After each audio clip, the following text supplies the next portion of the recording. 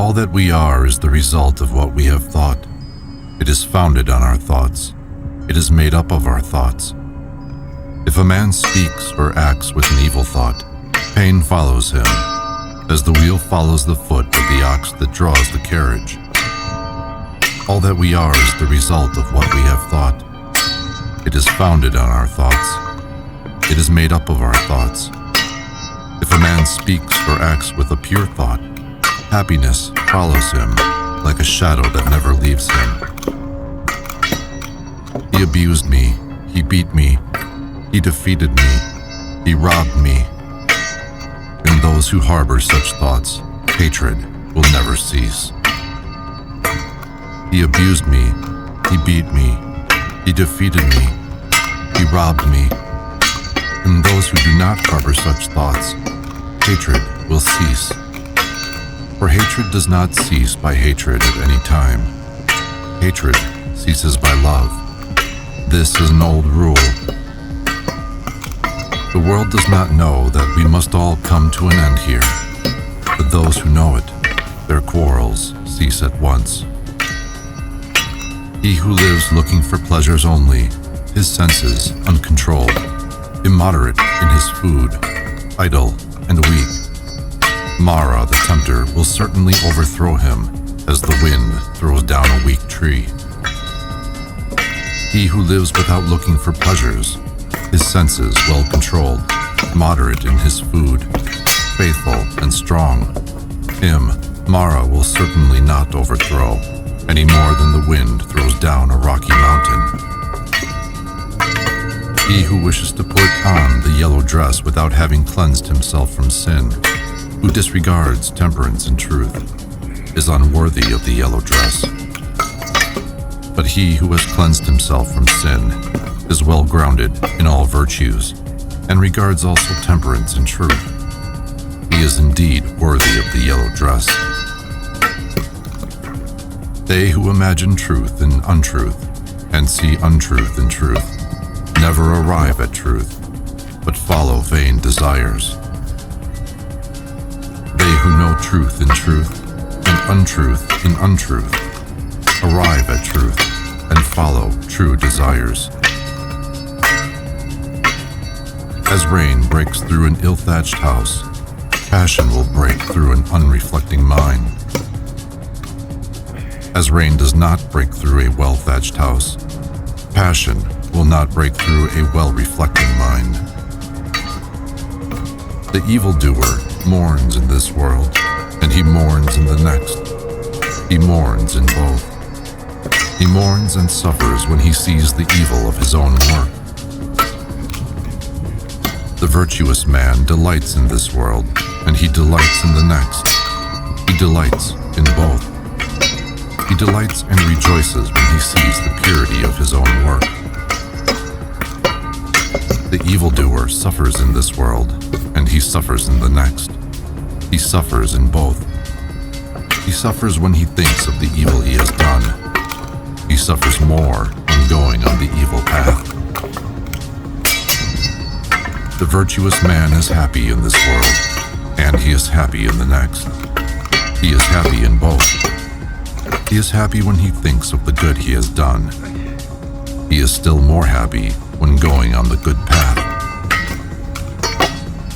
The thoughtless man, even if he can recite a large portion of the law, but is not a doer of it, has no share in the priesthood, but is like a cowherd counting the cows of others.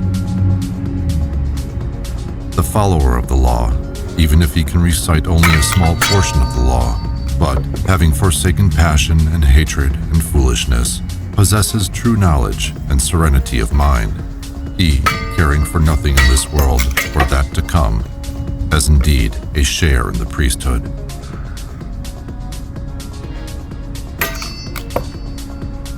2. On earnestness. Earnestness is the path of immortality, nirvana. Thoughtlessness, the path of death. Those who are in earnest do not die. Those who are thoughtless are as if dead already.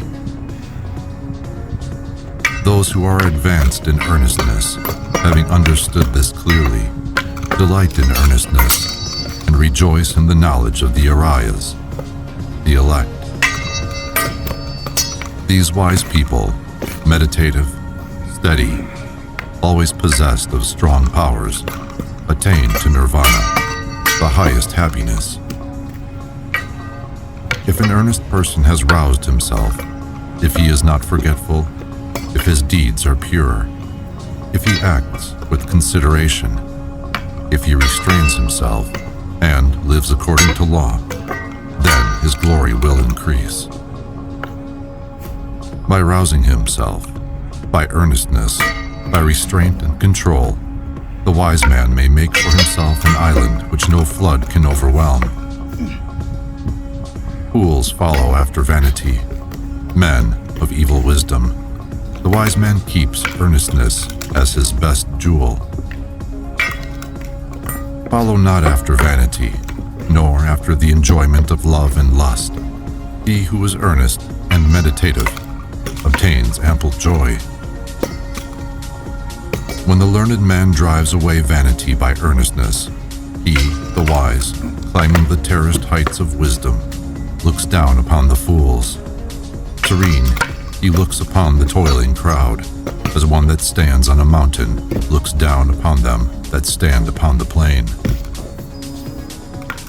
Earnest among the thoughtless, awake among the sleepers, the wise man advances like a racer, leaving behind the hack.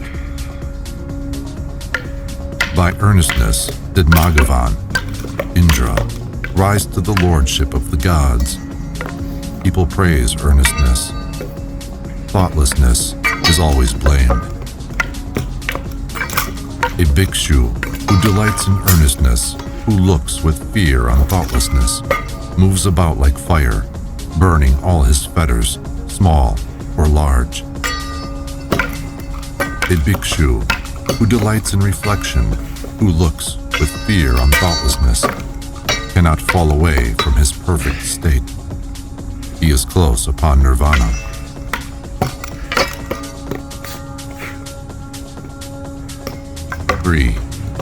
Thought. As a fletcher makes straight his arrow, a wise man makes straight his trembling and unsteady thought, which is difficult to guard, difficult to hold back. As a fish taken from his watery home and thrown on dry ground, our thought trembles all over in order to escape the dominion of Mara, the tempter. It is good to tame the mind, which is difficult to hold in and flighty, rushing wherever it listeth. A tamed mind brings happiness. Let the wise man guard his thoughts, for they are difficult to perceive, very artful, and they rush wherever they list. Thoughts well guarded bring happiness. Those who bridle their mind, which travels far, moves about alone, is without a body, and hides in the chamber of the heart, will be free from the bonds of Mara, the tempter. If a man's thoughts are unsteady, if he does not know the true law, if his peace of mind is troubled, his knowledge will never be perfect. If a man's thoughts are not dissipated, if his mind is not perplexed, if he has ceased to think of good or evil, then there is no fear for him while he is watchful. Knowing that this body is fragile like a jar, and making his thought firm like a fortress, one should attack Mara the tempter with the weapon of knowledge. One should watch him when conquered, and should never rest. Before long, alas, this body will lie on the earth, despised, without understanding, like a useless log. Whatever a hater may do to a hater, or an enemy to an enemy, a wrongly directed mind will do us greater mischief. Not a mother, not a father will do so much, nor any other relative. A well-directed mind will do us greater service.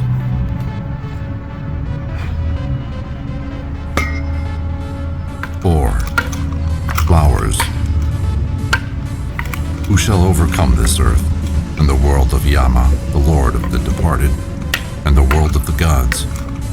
Who shall find out the plainly shown path of virtue, as a clever man finds out the right flower? The disciple will overcome the earth, and the world of Yama, and the world of the gods. The disciple will find out the plainly shown path of virtue, as a clever man finds out the right flower. He who knows that this body is like a froth, and has learnt that it is as unsubstantial as a mirage, will break the flower-pointed arrow of Mara, and never see the king of death